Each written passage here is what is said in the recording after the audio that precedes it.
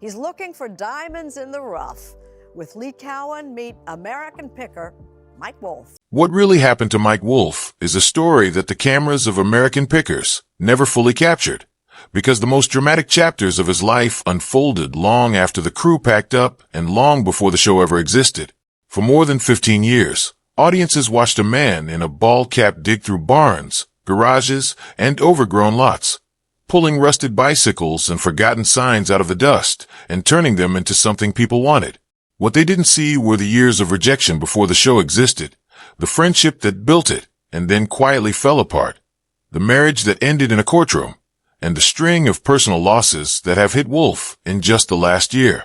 To understand what really happened to him, you have to go back to a childhood in the Midwest where picking through someone else's trash wasn't a hobby. It was survival, and then it became a calling. Mike Wolfe was born on June 11th, 1964, in Joliet, Illinois, the second of 3 children. His parents divorced when he was only 2 years old, and his mother, Rita, was left to raise him and his siblings, Robbie and Beth, on her own. Money was tight from the start. Rita worked hard to keep the family afloat, and when Mike was still young, she moved them across the river to Bettendorf, Iowa, a town that would shape the rest of his life. Without much in the way of toys or extras, young Mike found his entertainment in the alleys and backyards near his house, the same alleys he cut through to avoid bullies on his walk to school. Those alleys were where he first noticed something other people didn't, that the things grown-ups threw away weren't always garbage. At around 6 years old, he pulled an old bicycle out of a pile of trash, cleaned it up, fixed the tires, and sold it to another kid for $5. He has said many times since that this was the moment he got hooked, not just on the money, but on the feeling of finding value where nobody else had bothered to look. That feeling never left him.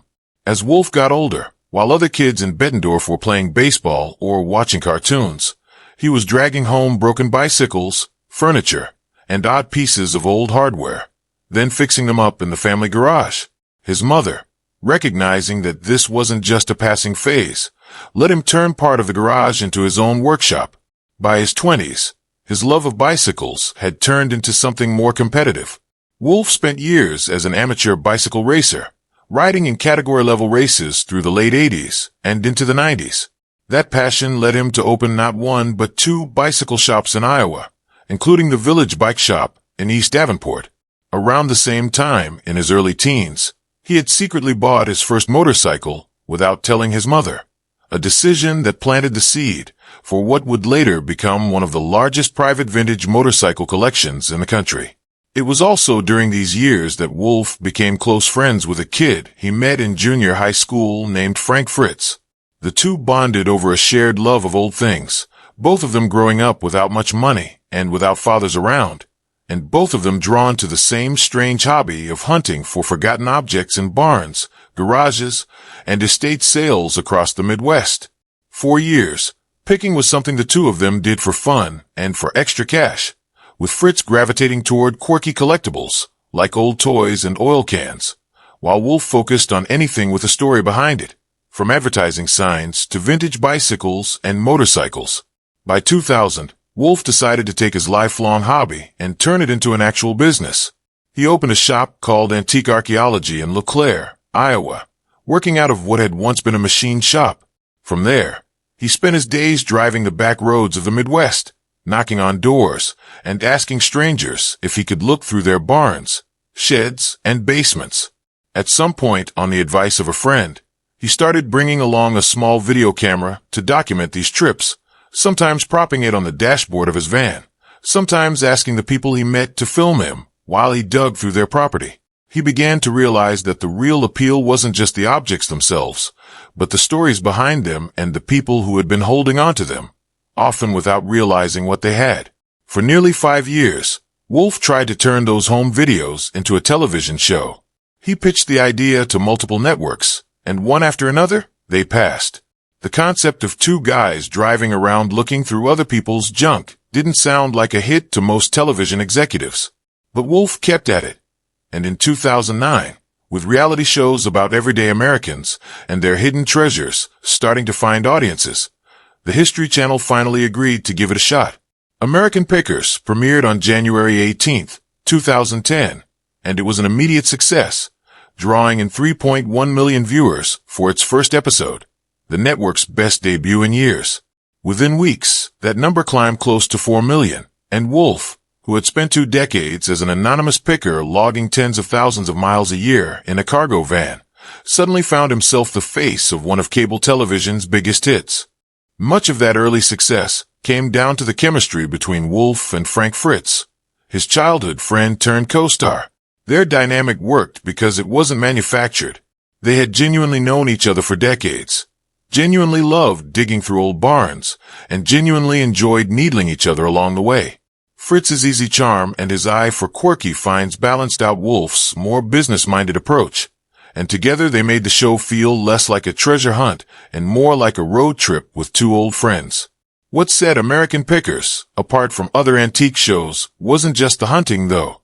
Wolfe made a deliberate choice to focus each episode on the history behind an item, where it came from, who had owned it, and why it mattered, rather than simply slapping a price tag on it. The show also carried an underlying message about sustainability, the idea that old objects deserved a second life rather than ending up in a landfill, which resonated with viewers in a way that simple buy and sell shows didn't. As the show grew, so did Wolfe's business. In 2011, Antique Archaeology opened a second location in Nashville, Tennessee, inside a restored car manufacturing plant in the historic Marathon Village district. The Nashville store quickly became more than just a retail space. It became a destination for fans of the show, a place where people could walk through the same kind of finds they'd seen on television and pick up merchandise from Wolfe's growing list of side projects. Around this time, Wolfe also launched Tulane's, a clothing brand inspired by small-town America and road trips, started selling a line of vintage-inspired lighting called Restorations, and wrote a children's book called Kid Pickers, aimed at encouraging young readers to see old objects not as junk but as pieces of history worth exploring. Wolfe's personal life was also taking shape during these years. He had known a woman named Jody Faith since 1994, and the two had been together, on and off, for nearly 2 decades before they finally married on September 8, 2012, in a ceremony in Leapers Fork, Tennessee, themed after the film Oh Brother, Where Art Thou? The couple welcomed a daughter, Charlie, that same year. For a while, their life looked stable from the outside, with Jody occasionally appearing on the show and the family splitting time between Tennessee and Iowa. But in December 2013, Jody was diagnosed with stage 2 non-Hodgkin's lymphoma. She underwent treatment for years, and Wolfe stood by her through what was clearly a frightening and difficult stretch. She was eventually declared cancer-free around 2020, a major milestone after years of uncertainty. But surviving that health crisis together didn't save the marriage. In June 2020, Wolfe and Faith separated, and that November, Jody filed for divorce, citing irreconcilable differences after nearly a decade of marriage and roughly 26 years together overall. The divorce was finalized in December 2021. According to court documents that were later reported on, the settlement was significant. Faith received the family's home in Nashville, valued at around $2 million, along with a property in North Carolina, roughly $5 million in cash and assets, a share of royalties from American Pickers through 2026, $634,000 in alimony, and $2,100 a month in child support for their daughter. The split was reported as being handled without a major public legal battle, more of a negotiated agreement than a courtroom war, but it nonetheless marked the end of a relationship that had spanned almost 3 decades of Wolfe's life. While his marriage was unraveling behind the scenes, so was his on-screen partnership with Frank Fritz.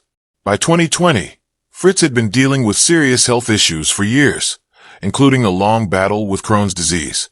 That year, he underwent back surgery that kept him off the road, and during his recovery, he reportedly developed a dependence on prescription painkillers, which led to him failing mandatory screenings required by the production.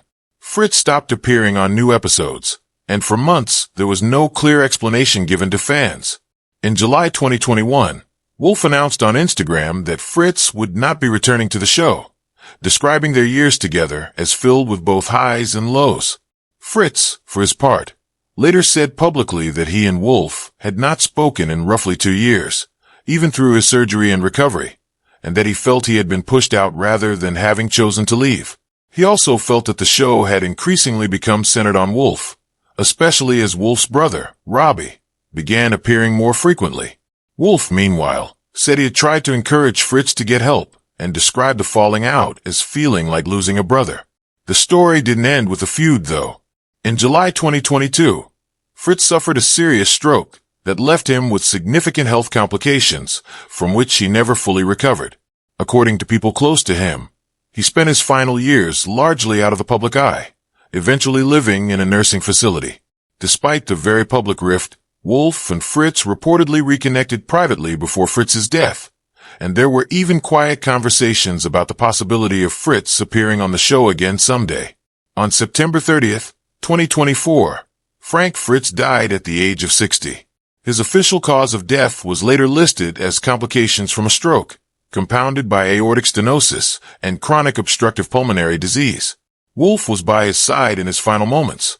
In a tribute posted to Instagram afterward, Wolfe wrote that what audiences had seen on television was always who Fritz really was, calling him a dreamer who was just as sensitive as he was funny. Months later, in interviews, Wolfe admitted that the grief still caught